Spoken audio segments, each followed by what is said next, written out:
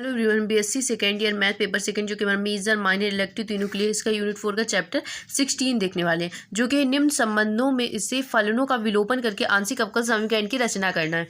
Question हमारे पास है z=y² + 2f(1/x) + log y।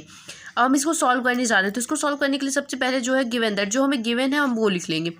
उसके बाद इसको इक्वेशन फर्स्ट दे दीजिए, log y ये हमें गिवन है, इसको इक्वेशन फर्स्ट दे दीजिए। अब क्या करना है, हम इसके समीकरण नंबर 1 का x के सापेक्ष अवकलन करेंगे। x के सापेक्ष अवकलन करने पर समीकरण नंबर 1 का क्या करेंगे, x के सापेक्ष हम अवकलन करेंगे, तो हमारे पास आ जाएगा del z upon del x equal to y का क्या होगा 0 हो जाएगा, और 2 का हमारा कॉमन आ जाएगा, इसका होगा f dash 1/x plus log y।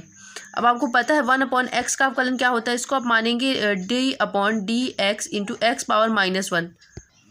तो 1 पावर -x का जब आप अवकलन करेंगे तो इसका अवकलन आता है हमारे पास माइनस का 1/x²। ठीक है, या आई होप आपको पता होगा, नहीं पता तो मैं आपको बता देती हूँ। इसका फॉर्मूला होता है हमारे पास xn पावर n-1। जब आप ये फॉर्मूला अप्लाई करेंगे इसके अवकलन के लिए तो आपको ये वैल्यू मिल जाएगी। ठीक है, अब क्या करना है आपको, अब आपको करना है del z upon del x।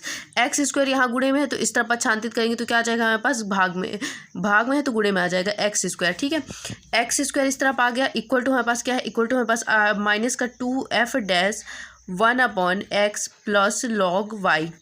इस पूरे को क्या करिए, इक्वेशन नंबर सेकेंड दे दीजिए। अब इसके बाद हमें क्या करना है, हमें करना है इक्वेशन 1 का y के सापेक्ष अवकलन, y के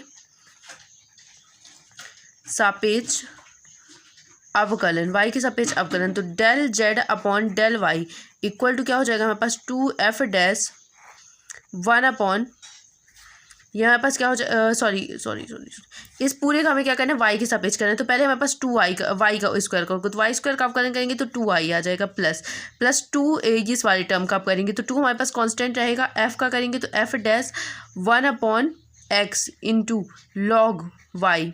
ठीक है, log y। और अब क्या करेंगे, हम y का करेंगे तो log y का जो अवकलन होता है वो क्या होता है 1/y होता है।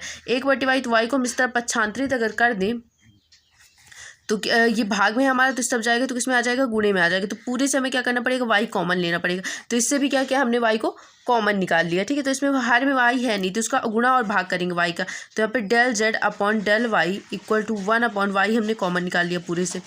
तो यहाँ पे क्या आ जाएगा 2y² अपॉन y, क्योंकि मैथ में एक फॉर्मूला होता है, इसमें y है नहीं तो हमें y का भाग करना पड़ेगा इससे कॉमन लेने के लिए। तो मैथ में एक बहुत इंपॉर्टेंट रूल होता है कि जिसका हम गुणा करते हैं उसका भाग भी करेंगे, जिसका भाग करें उसका गुणा करेंगे, जिसे को जोड़ेंगे उसको घटाएंगे भी। ठीक है, तो यहाँ पे y² अपॉन y हुआ तो y हमने कॉमन निकाली, ये y² बच गया, ये मैंने आपको दिखाने के लिए लिख दिया था, plus 2f dash 1/x plus log y bracket close. अब y को इस तरफ छांत्रित कर दीजिए तो हमारे पास आ जाएगा del z upon del y, गुणे में है भाग में है तो गुणे में चला जाएगा, और यहाँ पे क्या बचेगा हमारे पास इक्वल टू बचेगा 2² plus 2f dash 1/x plus log y। ये हमारे पास क्या होगा, बच जाएगा।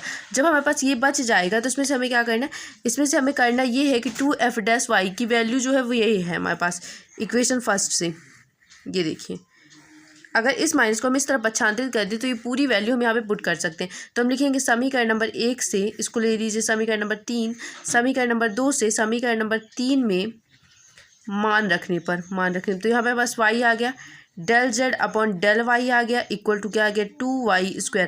अब ये वाला माइनस जो है इसे इस तरह पक्षांतरित कर दीजिए तो ये हमारे पास माइनस का टर्म आ जाएगा x² del z upon del x। इस पूरे की वैल्यू हमने समीकरण नंबर 1 से पुट कर दी। यहाँ से पे आपको थोड़ा सा ध्यान से देखना होगा। ठीक है, अब क्या करेंगे, हम इसे p ले लेंगे और इससे q। यहाँ पर मान लीजिए चूँकि del z upon del x equal to हमने मान लिया p और del z upon del y equal to मान लिया q। अब इनकी वैल्यू को हम रख देंगे तो y³ equal to 2y² minus का ये क्या आ जाएगा, माइनस का ये हमारे पास आ जाएगा x² p।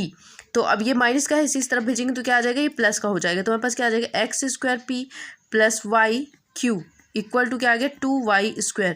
तो 2y² इक्वल टू हमारे पास आ गया x² p प्लस y³।